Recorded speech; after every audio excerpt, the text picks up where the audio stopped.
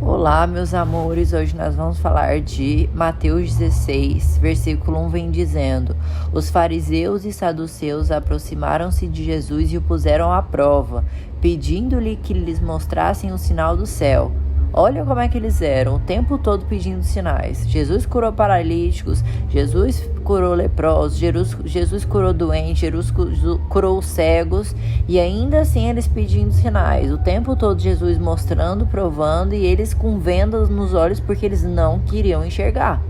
E olha quanta coisa também isso representa a gente, né? Quantos milagres Deus faz na nossa vida e mesmo assim a gente duvida da existência do nosso Deus. Porque a gente está passando por uma fase difícil e acha que aquilo é o fim, mas não é o fim, é só uma fase, porque tudo acontece para o seu bem, mesmo que você não ache. Tudo acontece para um fim maior, para um sinal maior, para um aprendizado.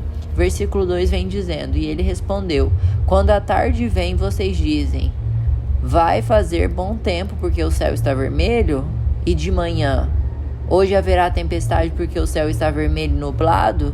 Vocês sabem interpretar o aspecto do céu, mas não sabem interpretar os sinais dos tempos? Ele falando, né? Como assim vocês não sabem interpretar os sinais? Tirem as vendas dos olhos, parem de tapar os olhos. Então nada que Jesus fizesse ia mostrar para eles. Aí versículo 4 vem dizendo: Uma geração perversa e adúltera pede um sinal miraculoso, mas nenhum sinal lhe será dado a não ser o sinal de Jonas. Então Jesus os deixou e retirou-se. Por que Jesus falou de Jonas? Porque Jonas, quando Deus mandou ele para Nínive, ele pegou o barco e foi ao contrário do que Jesus tinha mandado, e o mar entrou em tempestade. E aí ele foi parar na boca do peixe, né? No caso, acho que era a baleia. E ele ficou lá na baleia 3 dias e 3 noites e foi lançado na cidade, e lá ele pregou. E aí toda a cidade se converteu. Jesus sempre falava em parábolas, assim como Jesus levou 3 dias, né? 3 dias para acordar. E aí versículo 5 vem dizendo: Indo os discípulos para o outro lado do mar, esqueceram-se de levar pão. Versículo 6, disse-lhe Jesus: Estejam atentos e tenham cuidado com o fermento dos fariseus e dos saduceus. Por que ele está falando do fermento? Fermento é a palavra deles, porque se você botar fermento demais em seja lá comida, seja lá o que for, vai estragar aquele alimento. Então cuidado com o que você escuta, cuidado, porque isso pode corromper você com a música que você escuta, com as pessoas que você anda, com o que você diz, que a gente até falou no versículo passado, no capítulo passado. Então tome muito cuidado, porque isso corrompe o ser humano. Versículo 7 vem dizendo: E eles discutiam entre si, dizendo: É porque não trouxemos pão. 8. Percebendo a discussão, Jesus lhe perguntou: Homens de pequena fé, por que vocês ainda estão discutindo entre si sobre não terem pão? Ainda não compreendem, não se lembram dos 5 pães para os 5.000 e de quantos cestos vocês recolheram? Nem dos 7 pães para os 4.000 e quantos cestos recolheram?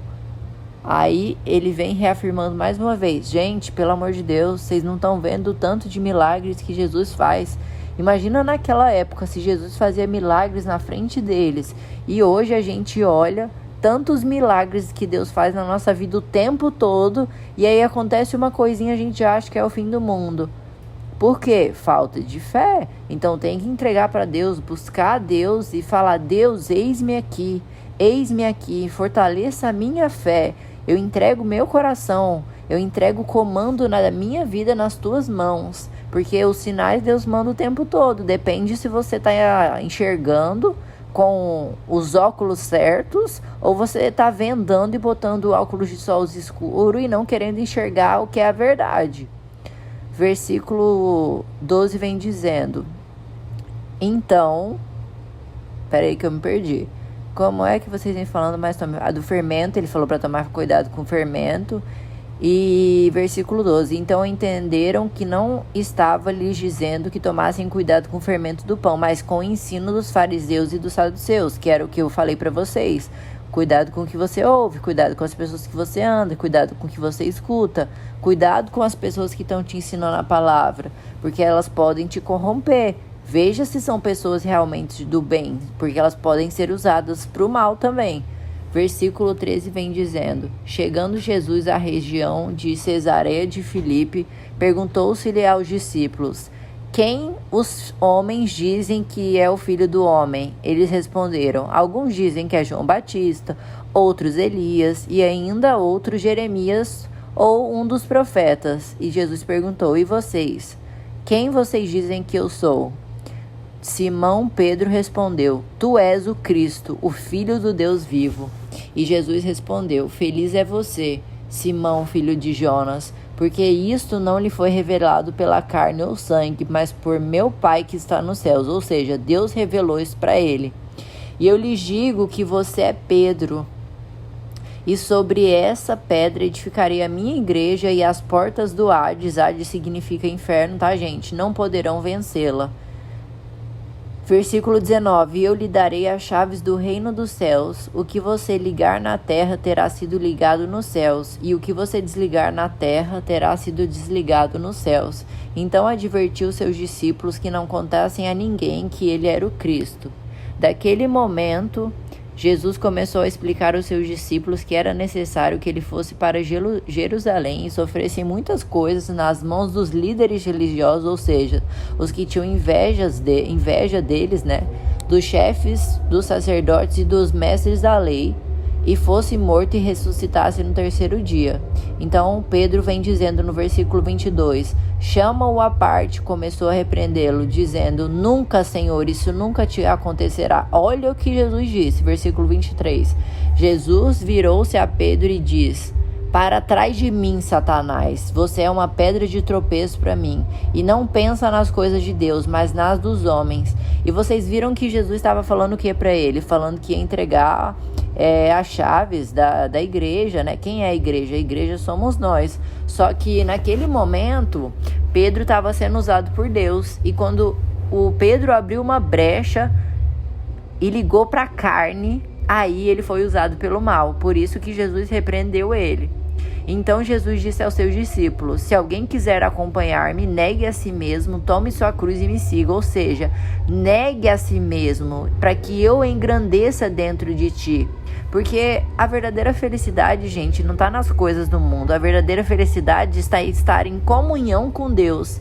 E todas as outras coisas lhe serão acrescentadas. Uma vida com Deus é o único jeito de ter uma vida de felicidade. E as pessoas corrompem muito isso, achando que uma vida com Deus é uma vida de você não pode fazer nada. Não é assim. Uma vida com Deus é uma vida de paz, é uma vida de alegria, é uma vida de união, é uma vida de prosperidade, de abundância. É uma vida incrível, que você consegue viver o extraordinário, porque você tem conexão com o Criador. Pensa, Jesus morreu por você naquela cruz. Você acha mesmo que ele ia querer ver você sofrendo aqui? Que ia ter tanta coisa que ele ia colocar no seu coração para você viver na miséria? Jamais, nunca. Jesus morreu naquela cruz para te ver prosperando, para te ver vivendo coisas incríveis e maravilhosas. As pessoas que corrompem isso e contradizem o que Jesus diz. Então, por isso que é importante você conhecer a verdadeira palavra, o que Jesus realmente fez por nós. Aí ele vem dizendo: Pois quem quer salvar a sua vida, pois quem quiser salvar a sua vida a perderá. Mas quem perder a vida por minha causa a encontrará. Ou seja, quem se diminuir, deixar que Jesus engrandeça, se encontrará.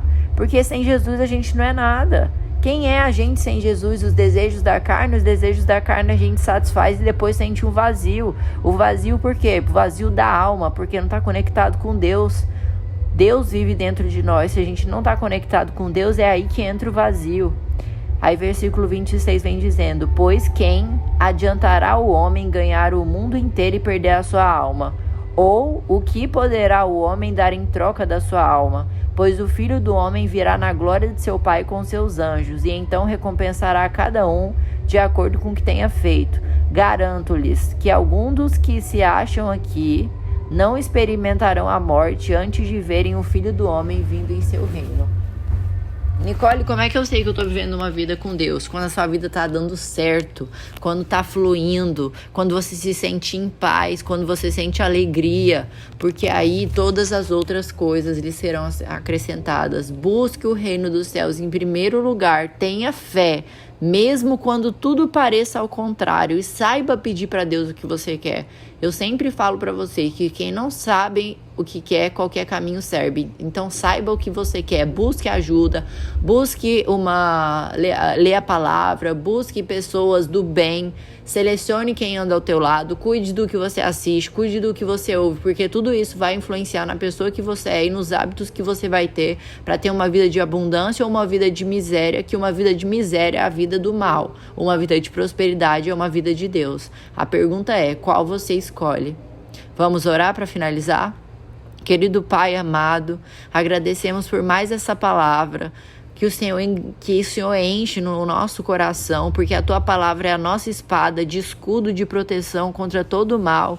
Que o Senhor venha sempre preencher nossos corações com a Tua proteção, com a Tua misericórdia, nos orientar, nos guiar, colocar anjos em volta da nossa casa, anjos em volta das pessoas que amamos, para que a cada dia mais estejamos mais fortes para ouvir a Tua voz, ó Pai, para sentir a Tua presença, ó Pai, e o vazio da alma, a angústia, seja repreendido em nome do Teu santo nome, que cada dia podemos ter mais amor por Ti, assim como o Senhor teve por nós, que possamos a cada dia ser pessoas melhores, sendo 1% a melhor cada dia, nós seremos muito melhor, que o Senhor esteja sempre ao nosso lado, nos abençoando e nos guiando. Obrigada por tudo que nós temos, obrigada por ter essa internet, obrigada por ter esse conhecimento, obrigada, agradeço a vocês aí por estarem me ouvindo, por terem acesso a um celular, a um notebook, a internet, não importa a situação que você está vivendo, agradeça e entra na frequência da abundância e da prosperidade. Amém, irmãos? Que Deus abençoe a sua vida e da sua família. E que se você estiver precisando ouvir dessa palavra, e se você achar que alguém também precisa ouvir, confia na sua intuição, confia no que Deus tem para você, porque Ele sempre responde às nossas orações. Amém? E graças a Deus.